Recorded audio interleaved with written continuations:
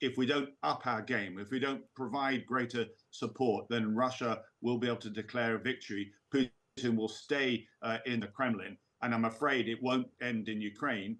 His objective is far greater. The Slavic area of Europe, he wants to expand his influence across the old Warsaw Pact countries. And we have yet to wake up to the fact that we've entered a new era of insecurity.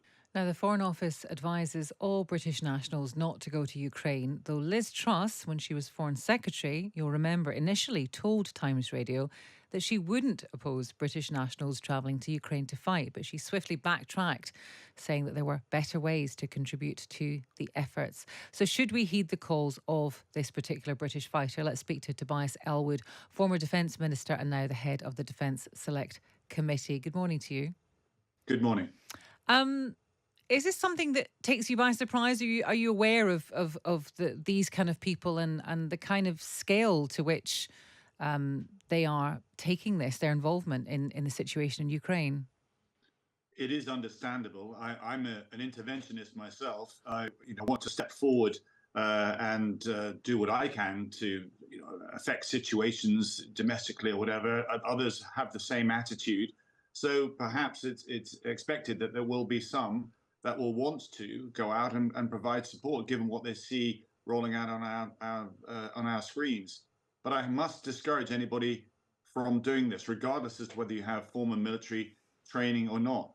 We do have charity groups, support organizations, UK nationals providing humanitarian support in Ukraine, but not on the front line, nor directly supporting Russian troops. And if you head out as an individual, as a UK national, aside from the language barrier, which could lead to slow response times and put yourself and others in danger, if you are captured, you will be used as a political pawn by the Russians. So I really would discourage anybody from doing that.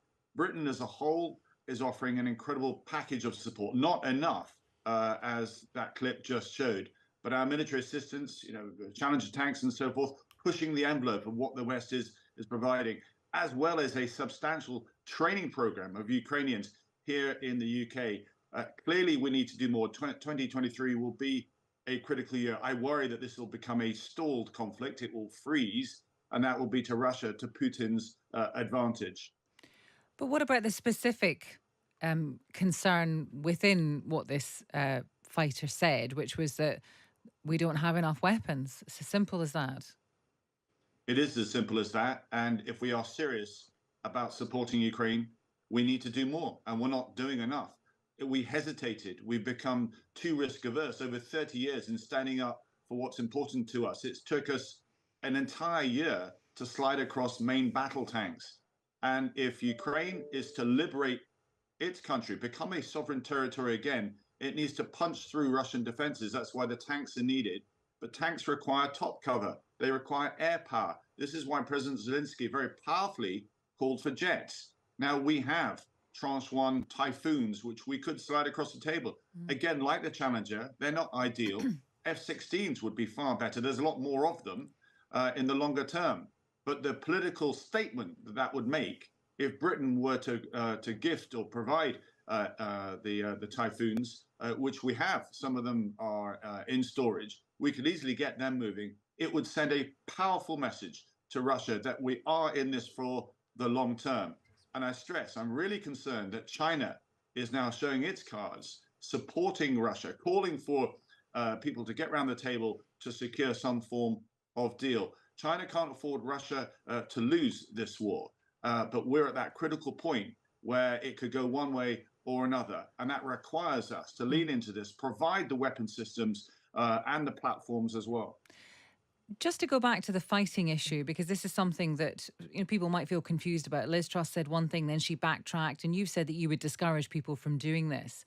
If people continue to ignore that advice and go out there and fight and possibly put themselves and other people in danger, what should happen to them when they come back?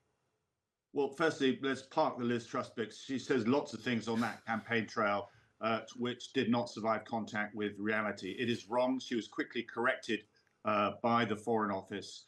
It is illegal for any Briton on their own to go out and participate in the war. And for the reasons why I spelled out, I really do discourage it. So I don't want to give any more airtime to what Liz Truss Would they be, has said. Would these people, if it's illegal, would these people be prosecuted? I mean, would that discourage them? Do you have to spell it out to them? I simply spell it out just to say it's understandable, recognize of why you want to do this, absolutely. But if you want to support the Ukrainians, then sign up and join the British Army. We are doing an awful lot of support, arguably more so than any other European country. But I would agree, we are not doing enough. And if we don't up our game, if we don't provide greater support, then Russia will be able to declare a victory. Putin will stay in the Kremlin, and I'm afraid it won't end in Ukraine. His objective is far greater. The Slavic area of Europe, he wants to expand his influence across the old Warsaw Pact countries. And we have yet to wake up to the fact that we've entered a new era of insecurity. And I hope that is reflected in the forthcoming budget, and indeed in the integrated review refresh, which is due in the next couple of weeks. Okay. I just want to ask you finally then about the story of the last couple of days, that small boats plans by the government. We've had Robert Jenrick on this morning saying that he's very confident, very bullish, in fact, that these plans are going to succeed, that the government's lawyers will be able to beat any legal challenge. We asked him about Gary Lineker, because Gary Lineker has tweeted about this, and some people would agree with Gary Lineker and some would not. He said this is an immeasurably cruel policy directed at the most vulnerable people in language that is not dissimilar to that used by Germany in the 30s. Our listeners are very much split, I would say, down the middle, about people who agree with Gary Lineker and people who do not. Do you think that he is in or out of step with British public opinion?